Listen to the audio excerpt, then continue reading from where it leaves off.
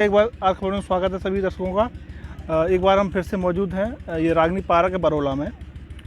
तो टॉपिक तो आप सभी को पता ही है। टॉपिक क्या है, भारत का भविष्य क्या है। जो युवा पीढ़ी है वो भारत के भविष्य के बारे में क्या सोचते हैं। हमारे साथ कुछ भाई लोग हैं, इनसे बात करेंगे और जानेंगे कि भारत का भविष्य में इन लोगों की सोच क्या है। आपका आज खबरों में स्वागत है। अपना नाम बताइए, क्या नाम आपका? संजय अनुरागी।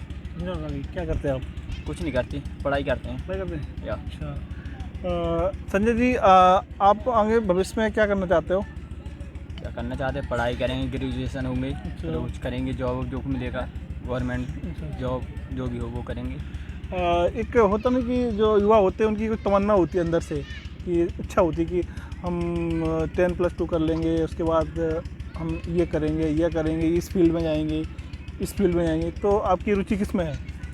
अभी तो पता नहीं है, जब होगा देखा जाएगा। पते वाली बात नहीं। हमारा एक होता नहीं कि हमको आगे बड़ा होके हमको ये करना है। जैसे होता है किसी बच्चे को होता है कि हम डॉक्टर बनेंगे, किसी को होता है कि हम पुलिस वाले बनेंगे, होता नहीं है। तो ऐसे किसी का होता है कि हम आर्मी में ज्वाइन करेंगे, ठीक है। तो ऐसे आपका क्या है? आर्मी का है भाई। आर्मी का है? हाँ। तो अभी कौन सी क्लास में आप? अभी तो 10th में है। 10th में? या अच्छा, 10th में। तो अब आर्मी का आपका इच्छा है कि अब बड़े होके और 10th 12 कंप्लीट हो जाए तो आर्मी का ठीक होगी, ठीक है। ट्राई करें। सीबीएसई बोर्ड है? कौन सा बोर्ड आपका? UP board. यूपी बोर्ड से अभी 10th क्लास में है? अच्छा।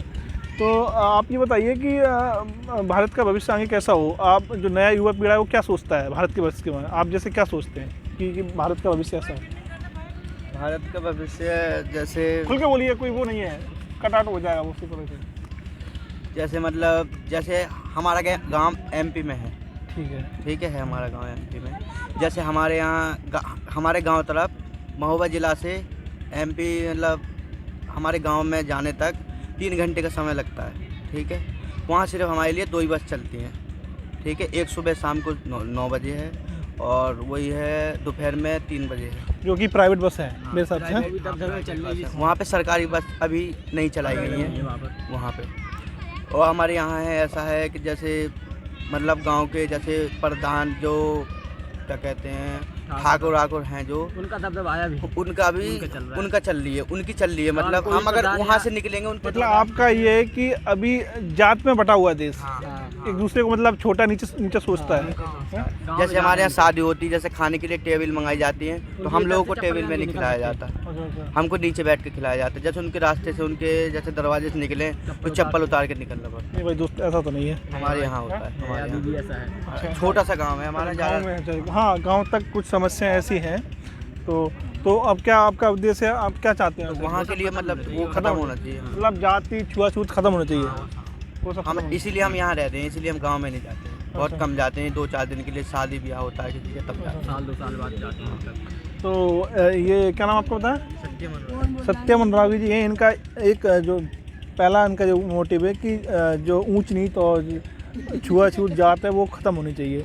तो भैया ये तो सभी का ही उद्देश्य है कि जो छुआछूत ऊंच नीच जो की हुई है वो सबको समान अधिकार से ही देखना चाहिए। और हमारा जो संविधान है वो भी यही चाहता है, ठीक है। कुछ चीज़ें ऐसी हैं जो उनमें संशोधन होना चाहिए, जैसे आरक्षण का है उसका भी संशोधन होना चाहिए। और कुछ और बस और ठीक है। आपका नाम? संदीप जी। अच्छा, आप क्या करते हैं?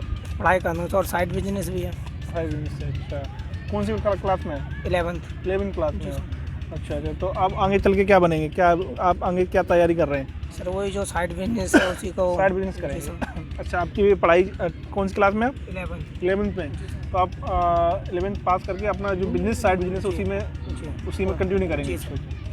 तो अब कुछ 1-2 सुझाव क्या देंगे सरकार को, भारत सरकार को, कि हमारे देश के प्रति जो हमारा देश है उसका भविष्य कैसा हो? क्या आप सुझाव देंगे? तो ये भविष्य जो मतलब जो युवा पीढ़ी है, कुछ लोग ऐसे जा रहे हैं कि गुंडैती में जा रहे हैं, बदमाशी में जा रहे हैं, तो वो ख़त्म करें ना। दबदबा बनाने लगते हैं। और कुछ रहता है कि गर्ल्स को ज़्यादा कुछ छूट दे रखी है सरकार ने, तो कुछ गर्ल्स उसका गलत फ़ायदा उठाते हैं। गलत फ़ायदा लड़कियाँ आज की जो छूट दे रखी है, आजकल की लड़कियाँ हैं जो मतलब वो ज़्यादा गलत फ़ायदा उठाती हैं। अच्छा जी सर।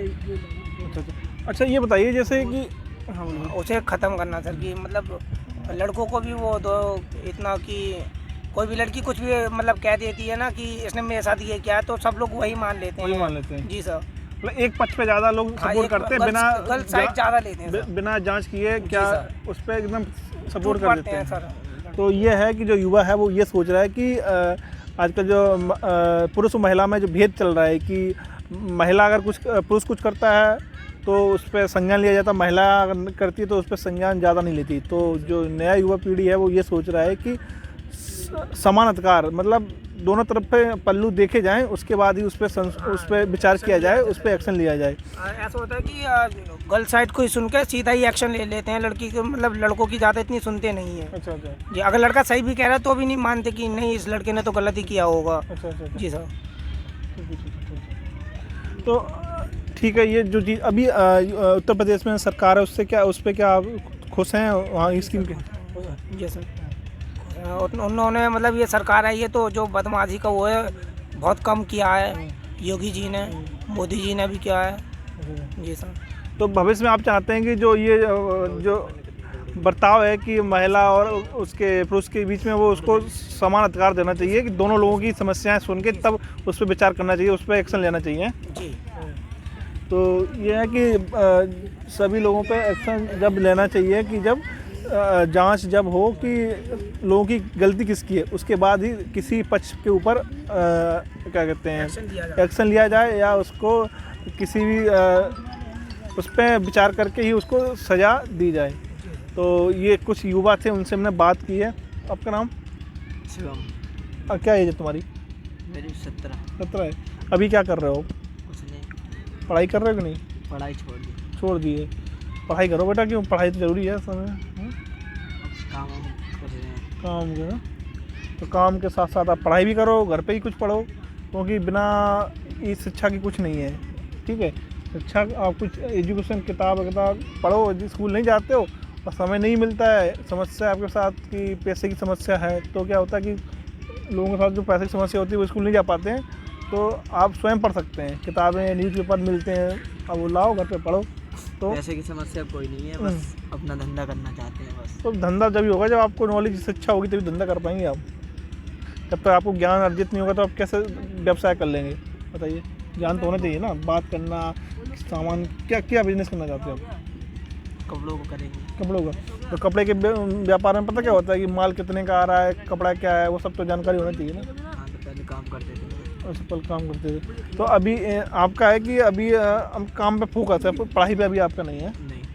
तो क्या सुझाव है, कुछ सरकार को सुझाव देना चाहिए? क्या आपका उद्देश्य है कि भारत जो भविष्य कैसा हो?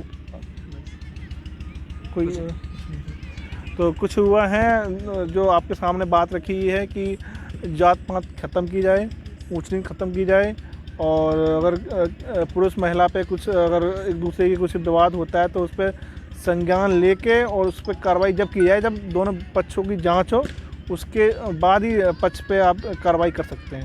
धन्यवाद, थैंक यू।